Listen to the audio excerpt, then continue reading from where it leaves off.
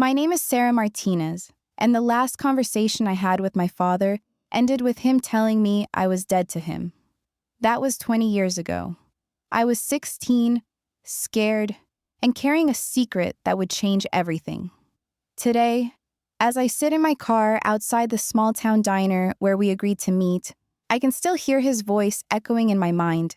The same voice that once read me bedtime stories now feels like thunder before a storm. But let me take you back to where this all began, because the girl who walked out of that house 2 decades ago is not the woman sitting here today. And the man who slammed the door behind me has no idea what I became in his absence. It started with a pink plus sign on a pregnancy test in the girls' bathroom at Roosevelt High School. The fluorescent lights buzzed overhead while I stared at those 2 lines, my hands shaking so badly I nearly dropped the plastic stick. Outside the stall, I could hear other students laughing, lockers slamming, the ordinary sounds of teenage life continuing while mine came to a complete halt. I was a sophomore, barely 15 when it happened, 16 when I found out.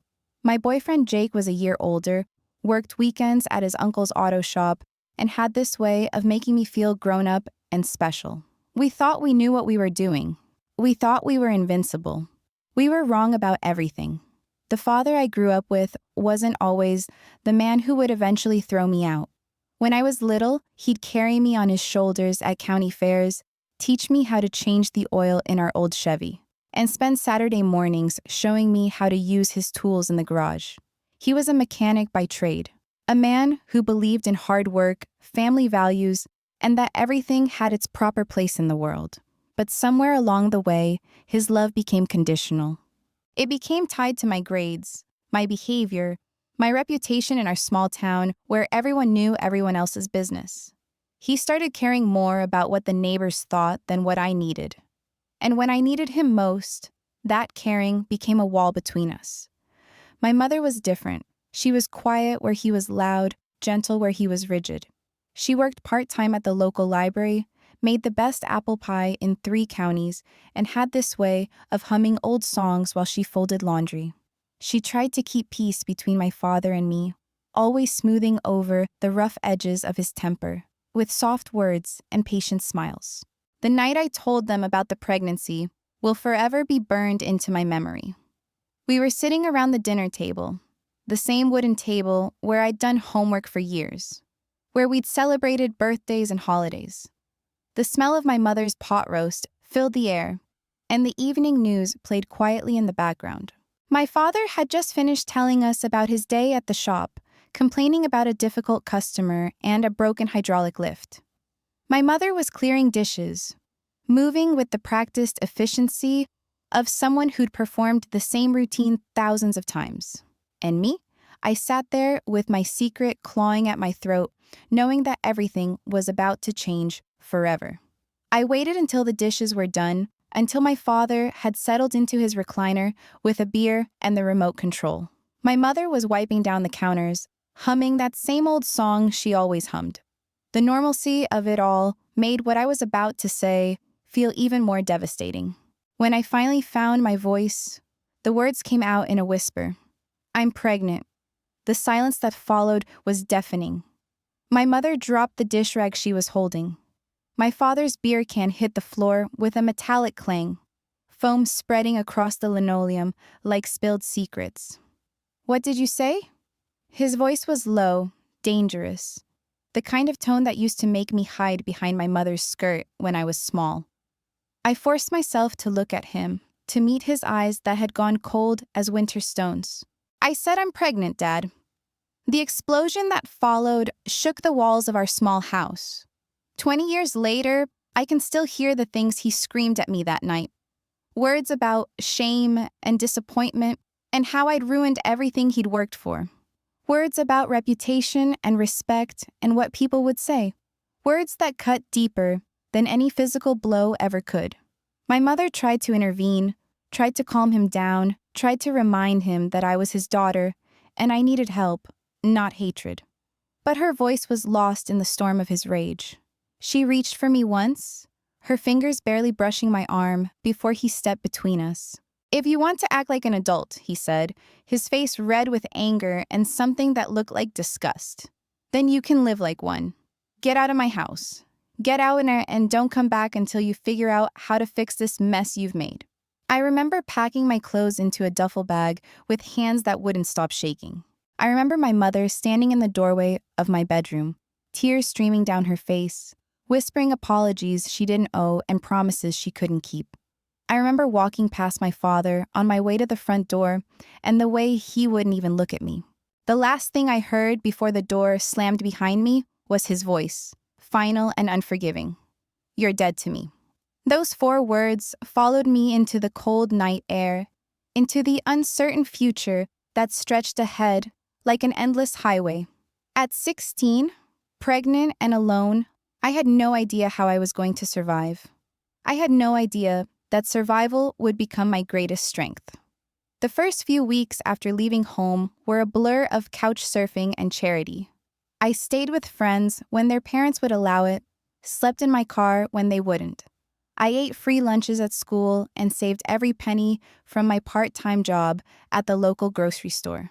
The town we lived in was small enough that news traveled fast, and soon everyone knew about Robert Martinez's daughter and her situation. Some people were kind in the way that small-town folks can be, offering meals and temporary shelter. Others whispered behind my back, their judgment following me down grocery store aisles and through school hallways. I learned quickly who my real friends were and who had only pretended to care when my life was easy. The hardest part wasn't the physical discomfort or even the fear about the future. The hardest part was the silence from home. Every day, I hoped my mother might call, might find a way to reach out without my father knowing. Every night I fell asleep, wondering if they thought about me at all. Jake, the boy who had seemed so mature and responsible, disappeared from my life as quickly as morning mist. His parents sent him to live with relatives in another state, and suddenly, the person who had promised to love me forever became a stranger who couldn't even return my phone calls. I learned that some people show their true character when the stakes get real. But I also learned about unexpected kindness. Mrs. Patterson, the librarian who worked with my mother, quietly slipped me gift cards to the grocery store. Mr. Henderson, who owned the diner downtown, let me work extra shifts and always made sure I ate something nutritious during my breaks. The school counselor helped me navigate the system to get the support I needed. It was during one of those meetings with the counselor that I first heard about alternative programs for young mothers, about ways to finish my education while preparing for parenthood. That's when I started to believe that maybe, just maybe, I could build a life worth living despite everything that had fallen apart. The baby was born on a snowy February morning, 7 months after that terrible night at the dinner table. Holding my daughter for the first time, feeling her tiny fingers wrap around mine, I made a promise that would shape the next 20 years of my life. I promised her that she would never feel unwanted, never feel like a mistake, never feel the kind of rejection that had nearly broken me. I named her Hope because that's what she gave me when I had nothing left. The years that followed were harder than I ever could have imagined, but they were also filled with moments of joy and triumph that my father couldn't have predicted. I finished high school through a program for young mothers, worked multiple jobs to keep us afloat, and slowly built a support system of people who became the family I'd lost. Hope grew into a bright, curious child who asked endless questions and filled our small apartment with laughter. Watching her take her first steps, hearing her say her first words, celebrating every milestone without my parents there to witness them, I felt both profound sadness and fierce pride. As the years passed, I began to hear things through the small-town grapevine. My father had told people I'd moved away to start fresh. My mother had grown quiet and withdrawn, spending more time at the library and less time socializing with the neighbors. Sometimes I wondered if they ever thought about Hope, if they ever wondered what their granddaughter looked like or sounded like. But wondering didn't change anything. I had to focus on moving forward, on building the kind of life that would make my daughter proud to call me her mother. Now, 20 years later, I'm sitting in this parking lot preparing to face the man who threw me away like yesterday's newspaper. I don't know what I expect from this meeting, but I know I'm not the scared teenager who left town with nothing but a duffel bag and a broken heart. I'm a woman who built a life from scratch, who raised an incredible daughter, who survived every challenge that came my way. And it's time my father met the person I became without him. Him. I take a deep breath and step out of the car. The diner looks exactly the same as it did 20 years ago. Red vinyl booths visible through windows that need washing, the same neon sign flickering above the door. But I'm not the same person who used to come here for milkshakes after school dances. The woman walking through that door has calloused hands from years of hard work. She's put herself through college one night class at a time. She's built a business from nothing, raised a daughter who graduated valedictorian, and learned that love isn't something you beg for. It's something you create. When I push open the glass door, the bell chimes the same note it always did. The smell hits me immediately. Coffee and bacon grease and the faint scent of pine cleaner. Behind the counter, I recognize Dolores. Though her hair has gone completely gray and her face carries 20 more years of small-town stories. My father sits in a corner booth, his back to the window. He's aged more than I expected. His dark hair has thinned and gone silver at the temples. His shoulders, once broad from years of lifting engines and wrestling with stubborn transmissions, have developed a slight stoop. But his hands, wrapped around a coffee mug, are still the same hands that taught me to change spark plugs when I was 12. He looks up as I approach, and for a moment, neither of us speaks. His eyes, still the same deep brown I remember, widen slightly as he takes in the woman I've become. I'm wearing a navy blazer and slacks, my hair pulled back in a professional style. I carry myself differently now, with the confidence of someone who's fought battles and won them. I slide into the booth across from him, setting my purse on the worn vinyl seat. The silence stretches between us like 20 years of unspoken words. "You look good," he says finally, his voice rougher than I remember. Older but good, thank you. I keep my tone neutral, not warm, but not cold either. I'm here, but I'm not ready to make this easy for him. He shifts in his seat, clearly uncomfortable. "I ordered you coffee.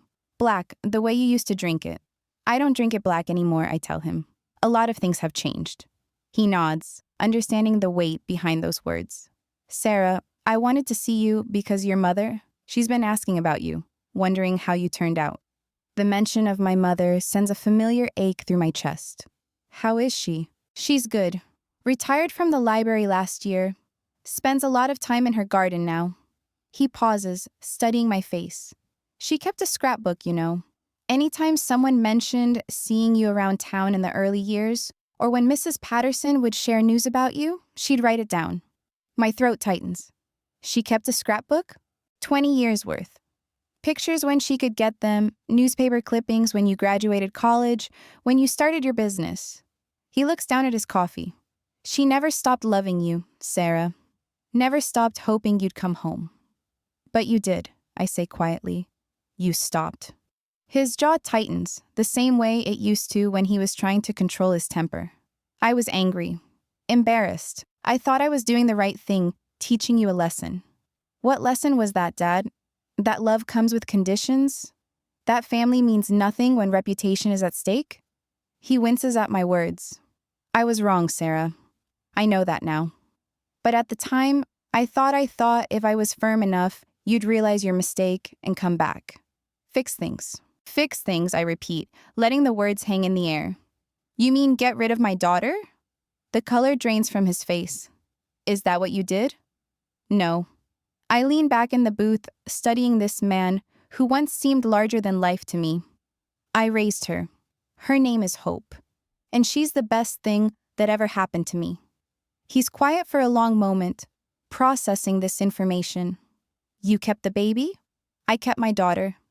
And she's not a baby anymore. She's 20 years old, Dad. She's in college, studying to be a teacher. She's beautiful and smart and kind, and she has no idea you exist." The words hit him like a physical blow. I can see him calculating the years he's missed, the granddaughter he's never met. 20 years, he whispers. 20 years, I confirm. 20 years of birthdays and Christmas mornings and school plays and soccer games. 20 years of scraped knees and bedtime stories and teaching her to drive. 20 years of being proud of her every single day. Dolores appears at our table with a fresh pot of coffee. She looks between us with curious eyes, probably recognizing the family resemblance and wondering about this reunion. She fills my father's cup and sets down a clean mug for me. "Cream and sugar are on the table, honey," she says to me. Then to my father, "Everything all right here, Robert?" "We're fine, Dolores. Thank you." When she walks away, my father leans forward. "Tell me about her, about Hope." I consider his request. Part of me wants to deny him even this small glimpse into the life he rejected. But another part of me, the part that still remembers being his little girl, wants to share the pride I've carried alone for so long. She's studying elementary education at State, wants to teach 3rd grade because she says that's when kids either fall in love with learning or start to hate it. She plays guitar, writes poetry, volunteers at the animal shelter every weekend. I pull out my phone and show him a recent picture. This was taken at her college graduation last month. His hands tremble slightly as he takes the phone. "She looks like you did at that age. Same eyes, same smile. She has your stubborn streak," I tell him, "and your way of fixing things with her hands. She rebuilt the engine on my car last summer." He looks up from the phone, surprised. "You taught her about cars?" "I taught her about everything you would have if you'd been there. How to change oil, how to balance a checkbook, how to stand up for herself. How to be strong when people disappoint you." The accusation in my words is clear, and he doesn't try to deflect it. "Sarah, I know I can't undo what I did. I know I missed everything that mattered, but I'm asking for a chance to try to make things right. What does that mean to you?" "Making things right?" He sets down the phone carefully. "It means admitting I was wrong. It means apologizing not just for throwing you out, but for staying away so long. It means asking if there's any possibility, any chance at all, that you might let me try to be a father to you and a grandfather to Hope." His words hang between us, heavy with 20 years of regret. I can see the fear in his eyes, the uncertainty of a man who's finally realized what his pride has cost him. The truth is, I've imagined this conversation 1,000 times over the years. In some versions, I'm angry and unforgiving. In others, I'm generous and welcoming. In reality, I'm something more complicated than either of those extremes. I'm a woman who's learned that forgiveness isn't about forgetting. It's about choosing to move forward without carrying the weight of old wounds. I'm a mother who wants her daughter to know her heritage, even if it's complicated. And I'm still, somewhere deep inside, the little girl who used to think her daddy could fix anything. But I'm also someone who's learned that trust isn't automatically restored with apologies. That relationships require more than good intentions. That some broken things, even when they're mended, never look quite the same. "You can't just walk back into my life," I tell him. "You can't meet Hope and expect to be grandpa right away. You threw us away, Dad. You chose your pride over your family, and that has consequences." He nods, accepting my terms. I understand. I'm not asking for immediate forgiveness or for things to go back to how they were. I'm just asking for a chance to show you that I've learned, that I've changed. How do I know that? How do I know this isn't just guilt talking? How do I know you won't disappoint Hope the way you disappointed me? The questions are fair, and we both know it. He thinks for a moment, choosing his words carefully. "You don't know," he says finally. "You can't know. All I can tell you is that losing you was the biggest mistake of my life, and I've spent 20 years regretting it. All I can tell you is that I'm not the same man who threw you out of that house. All I can promise is that if you give me a chance, I'll spend whatever time I have left proving that to you." I stare at this man across from me, this stranger who shares my DNA but hasn't shared my life. His words sound sincere, but sincerity is easy when you're desperate. I've heard plenty of sincere apologies from people who disappeared the moment things got difficult again. The waitress returns, notepad in hand. You folks ready to order? Just coffee for now, I tell her. My father nods his agreement, though I notice he hasn't touched the cup he already has. When she's gone, I lean back against the cracked vinyl of the booth. You want to know what the hardest part was, Dad? It wasn't being pregnant at 16. It wasn't sleeping in my car or eating ramen noodles for dinner 3 nights in a row. It was explaining to Hope why she didn't have grandparents like the other kids. His face crumples slightly. What did you tell her? The truth. That sometimes families break apart and people make choices they can't take back. That love isn't guaranteed just because you share blood. That we had each other. And sometimes that has to be enough. I watch him absorb this, see the weight of it settle on his shoulders. For years, Hope would make Mother's Day cards at school and ask if she could send one to my mom. I'd have to explain that we didn't know where Grandma lived anymore, that sometimes people move away and don't leave forwarding addresses. But you knew where we were, he says quietly. We never moved. Still in the same house. I knew where the house was, I correct him. I had no idea if love lived there anymore. The silence stretches between us, filled with the sounds of the diner, plates clinking in the kitchen, conversations from other tables, the hiss of the coffee machine, normal sounds of normal people living normal lives, unmarked by the kind of wounds that take decades to even begin healing. Tell me about your business, he says, clearly trying to steer us towards safer ground. I started a catering company when Hope was 10. Began with making sandwiches for construction crews, working out of our apartment kitchen. Now I have 12 employees and a commercial facility. We handle everything from wedding receptions to corporate events. That's incredible, Sarah. You always were resourceful. I wasn't resourceful, Dad. I was desperate. There's a difference. He nods, accepting the correction. How did you manage it? Working and raising Hope and going to school? Some nights I didn't sleep at all. I'd work my shift at the restaurant, come home and help Hope with homework, then study for my own classes after she went to bed. On weekends, I'd cater small events while she did homework at whatever venue I was working. She learned to be independent early because she had to. I can hear the pride in my own voice, but also the exhaustion that still echoes from those years. They were hard in ways that people who've never lived paycheck to paycheck can't understand. Hard in ways that people with family support can't imagine. She must resent that, he says, having to grow up so fast. No, I tell him firmly. She doesn't resent it because she never knew any different. And because I made sure she knew that none of our struggles were her fault. She knew she was wanted, loved, celebrated every single day. That's what matters. You did good, Sarah. Better than good. I did what I had to do. The same thing any mother would do. But you did it alone. That couldn't have been easy. It wasn't. But I wasn't completely alone. I found family in other places. Mrs. Rodriguez, who lived in our apartment building, watched Hope when I had to work late. The other mothers in Hope's class who included us in carpools and playdates. My night school study group who became some of my closest friends. I pause, considering how much to share. The truth is, I built a life that was fuller and richer than the one I'd lost. Not because losing my family was a blessing in disguise, but because I refused to let their rejection define the limits of what was possible. You know what the funny thing is, Dad? Hope turned out better than she would have if you'd been around. His eyebrows raised in surprise, maybe hurt. How can you say that? Because she grew up understanding that love is a choice, not an obligation. She learned that families come in all shapes and sizes. She learned that people can be incredibly strong when they have to be. She learned that your worth isn't determined by who accepts you, but by how you treat others.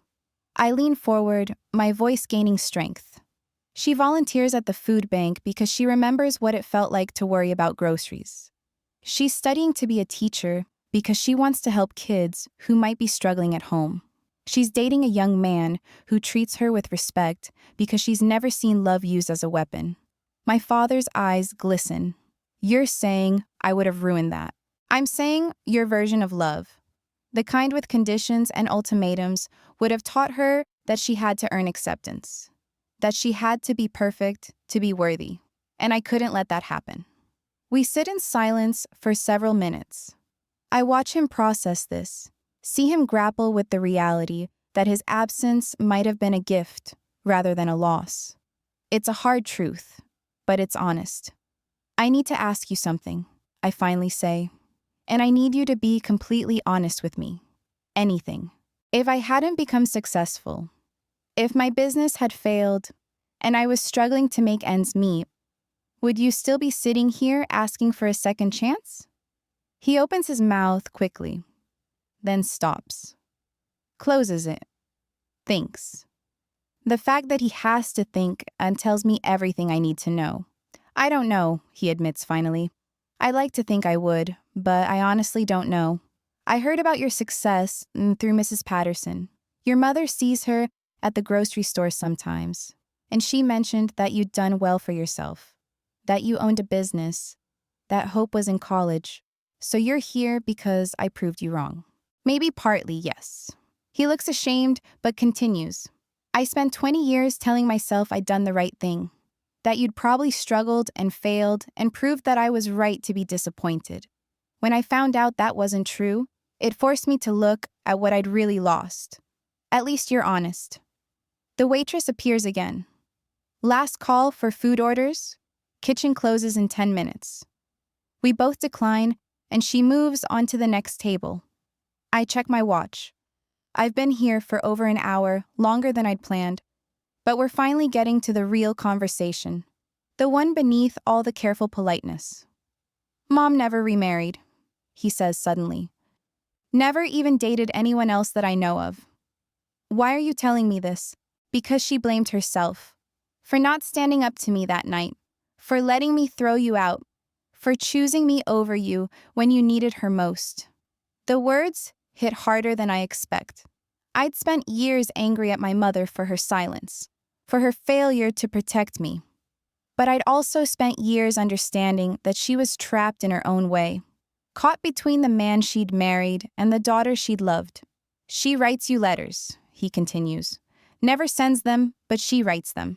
Birthday letters, Christmas letters, letters when Hope graduated high school. I found them once when I was looking for something in her desk. Boxes of them. My throat tightens. What do they say? Everything she never got to tell you. How proud she is. How sorry she is. How much she misses you. How she wonders what Hope looks like, what her voice sounds like, what she's interested in. I feel tears threatening and push them back. I'm not ready to cry in front of this man, not ready to show that vulnerability. She could have called, I say. She could have written real letters, ones that actually got mailed. She was afraid you wouldn't want to hear from her. Afraid I'd find out and there'd be another fight. Afraid of hoping for something that might not happen. So she chose the safe path. Again, he nods. She chose the safe path. We both did. And we lost 20 years because of it? I study his face, looking for signs of manipulation or self-serving motives. But what I see is genuine regret, the kind that comes from finally understanding the true cost of your choices. What happens now, Dad? Let's say I agree to try this. What does that look like? Slow steps, he says immediately. Maybe we start with phone calls. Maybe lunch once a month. Maybe eventually you'd be willing to introduce me to Hope when you think she's ready and when you trust that I won't hurt her. And if you disappoint me again? If you decide this is too hard or too complicated, then you cut me off permanently, and I live with that. But Sarah, I'm 71 years old. I don't have time to waste on games or half measures. If I'm asking for this chance, it's because I mean it. The weight of decisions settles on my shoulders. I think about Hope, about whether she deserves the chance to know her grandfather. I think about my mother, writing letters she'll never send. I think about forgiveness and second chances and the difference between being right and being free. Most of all, I think about the woman I've become, strong enough to protect myself and my daughter, secure enough in my own worth that his approval or disapproval can't destroy me, successful enough that I'm not coming to this from a position of need. Maybe that's what makes forgiveness possible. Not the absence of hurt, but the presence of strength. I reach into my purse and pull out a business card. This has my office number and email. If you want to start over, you start by writing me a letter, a real one. Tell me who you are now, not who you were 20 years ago. Tell me what you've learned and what you hope for. Tell me about Mom and how she's really doing. He takes the card with trembling fingers. And then we see if your actions match your words. If they do, maybe we move to the next step. I stand up, gathering my purse. This conversation is over for now, but it doesn't have to be over forever. Sarah, wait. He reaches across the table, then stops himself. Thank you for giving me any chance at all. I know I don't deserve it. You're right, I tell him. You don't deserve it, but maybe hope does. And maybe, after all these years, I'm ready to find out if people really can change. I walk toward the door, feeling his eyes on my back. 20 years ago, I left my childhood home as a scared teenager with nowhere to go. Today, I'm leaving this diner as a woman with a choice to make. The difference between those two moments is everything I built in the years between. Everything I learned about love and strength and the power of refusing to let other people's limitations become your own. Outside, the afternoon sun feels warm on my face. I get in my car and sit for a moment, processing what just happened. My phone buzzes with a text from Hope. How did it go, Mom? I stare at the message, trying to find words for something this complicated. Finally, I type back. Like opening a door I thought was locked forever. We'll talk tonight. As I drive home, my hands grip the steering wheel tighter than necessary. The familiar streets of my hometown blur past the window, but they feel foreign now, like looking at photographs of a place you visited once long ago.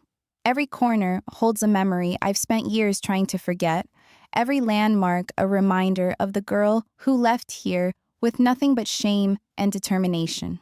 The radio plays softly, some country song about coming home, and I reach over to turn it off. I need silence right now. I need space to think about what just happened, about the conversation that's been 20 years in the making. My father looked smaller than I remembered, not just older, but diminished somehow, as if the weight of his choices had slowly pressed him down over the decades. When I was 16, he seemed larger than life, his anger a force that could shake the foundation of our small house. Today, he seemed like what he really was, an aging man who'd let pride cost him everything that mattered. But seeing him vulnerable didn't erase the hurt. It didn't make up for the nights I cried myself to sleep in my car, or the times Hope asked why other kids had grandparents and she didn't. It didn't heal the wound of being thrown away when I needed love the most. I pull into my driveway and sit for a moment, looking at the house I built for Hope and me. It's modest, but well-maintained, with flower boxes under the windows and a small vegetable garden in the back. Everything about it speaks of stability, of permanence, of the kind of home I never had growing up. This house has never known shouting matches or ultimatums. It's never known love with conditions attached. Hope's car is already in the driveway. She must have come home early from her part-time job at the bookstore near campus. Through the front window, I can see her moving around the kitchen, probably starting dinner. At 20, she's become the kind of young woman who takes care of others naturally, who notices when I've had a hard day and makes sure there's hot tea waiting. I wonder what my father would think if he knew that the granddaughter he rejected before she was born has grown into someone who embodies everything he claimed to value: work ethic, integrity, kindness, responsibility. Hope learned those qualities not because someone demanded them of her, but because she watched me practice them every day. The front door opens before I can reach for my keys. Hope stands in the doorway, her dark hair pulled back in a messy bun, wearing the apron I bought her for Christmas last year. She studies my face with the same intensity I used to bring to her scraped knees and hurt feelings. You look like you've been through something, she says, stepping aside to let me in. The house smells like garlic and herbs, comfort food that tells me she sensed I'd need taking care of tonight. I set down my purse and sink onto the couch, suddenly exhausted. It's been a day. She settles beside me, tucking her legs under her the way she's done since she was little. Tell me everything. So I do. I tell her about the man she's never met, about the choice he made 20 years ago, about the conversation we just had in Henderson's diner. I tell her about her grandmother's letters, about the scrapbook she's kept all these years, about the life we've lived parallel to theirs without ever intersecting. Hope listens without interrupting, the way she always has. She's inherited my ability to hold space for difficult truths, to sit with complexity without rushing to judgment. When I finish, she's quiet for a long time. "What are you going to do?" she finally asks. I don't know yet. Part of me wants to write him off completely, to protect us both from the possibility of more disappointment. But another part of me wonders if I owe it to you to at least try. "You don't owe me anything, Mom." Hope's voice is firm. "You've given me everything I needed. If you decide to give him a chance, it should be because you want to, not because you think I need a grandfather." "But do you want to meet him?" I ask. "Do you want to know that side of your family?" She considers this carefully. "I'm curious," she admits. "I've always wondered what they were like, especially my grandmother. But I'm also protective of you, and of us. What we have is precious, and I don't want anyone coming in and disrupting that." Her words warm me in ways I can't express. This young woman, who could have resented the circumstances of her birth or the struggles of our early years, instead speaks of protecting what we've built together. She understands that family isn't just about blood. It's about choice and commitment and showing up when it matters. "What if we took it really slow?" I suggest. "What if I started with just me, seeing if he's really changed, and only introduced you if I felt confident he wouldn't hurt you?" "That sounds reasonable." She pauses. "Mom, can I ask you something? Anything? Are you doing this because you want a relationship with him, or because you feel like you should forgive him?" The question cuts straight to the heart of what I've been wrestling with all afternoon. Hope has always been able to see through surface explanations to the real motivations underneath. It's a quality that will make her an excellent teacher. I think it's both, I admit. I've been angry for so long, and I'm tired of carrying that weight, but I also need to know if he's genuinely changed or if this is just about easing his guilt now that he's getting older. That's fair. And if he hasn't changed, then I'll know I tried, and I can close that door permanently without wondering what if. Hope nods, satisfied with my answer. "Whatever you decide, I'm with you. But promise me something." "What's that?" "Promise me you won't let him make you feel small again. You're not the scared teenager who left town 20 years ago. You're Sarah Martinez, successful business owner, amazing mother, strongest person I know. Don't let him forget that, and don't you forget it either." Her words hit me like a blessing, and a reminder rolled into one. This is what I raised her to understand, that our worth isn't determined by other people's acceptance of us, that we define ourselves by our actions, not by other people's reactions to them. I won't forget, I promise her. And I won't let him hurt either of us. We sit together in comfortable silence for a while, the smell of dinner filling the house, the late afternoon light streaming through windows that have never been darkened by shame or rejection. This house, this life, this relationship with my daughter represents everything I've accomplished without my father's help or approval. Maybe that's what gives me the strength to consider letting him back in. I'm not coming to this from a position of need or desperation. I'm not looking for his validation or his permission to be happy. I have those things already, earned through years of hard work and careful choices. If I give him a chance, it will be from a place of strength, not weakness. It will be because I choose to, not because I have to. And if he disappoints me again, I'll survive that too. Hope and I both will. The timer in the kitchen goes off, and Hope jumps up to check on dinner. I watch her move through the kitchen with easy confidence, this young woman who has never doubted her place in the world because I made sure she knew she belonged here with me. "Mom," she calls from the kitchen, "did you ever think about what you'd say to him if you saw him again?" "I thought about it for years," I call back. I had whole speeches planned out in my head, angry ones mostly. But today, when it actually happened, none of those words seemed to matter anymore. What mattered instead? The truth. Just telling him the truth about what our lives have been like, what you've become, what I've accomplished. I didn't need to make him feel guilty or ashamed. The facts did that all by themselves. Hope appears in the doorway, wooden spoon in hand. You know what I think? What's that? I think the best revenge is living well. And we've definitely done that. Her words echo something I've believed for years, but never said out loud quite that way. We haven't just survived what happened to us. We've thrived. We've built something beautiful and strong and lasting. We've created the kind of love and stability that can't be shaken by other people's poor choices. If my father wants to be part of that now, he'll have to earn his way in. He'll have to prove that he's worthy of the family we've become. And if he can't or won't do that work, then his loss will be even greater than it was before, because now he knows exactly what he's missing. Dinner is ready, Hope announces, and we move to the small dining table where we've shared thousands of meals over the years. As we eat, she tells me about her day, about the customer who came into the bookstore looking for a book about forgiveness, about the lesson plans she's working on for her student teaching next semester. Sometimes the hardest conversations are the ones we've been rehearsing our whole lives. 20 years ago, a scared teenager left home with nothing but a broken heart and fierce determination. Today, a successful woman sat across from the man who threw her away and realized she didn't need his approval anymore. The girl who was told she'd ruined her life had actually built something extraordinary from the pieces he left behind. That's the real victory.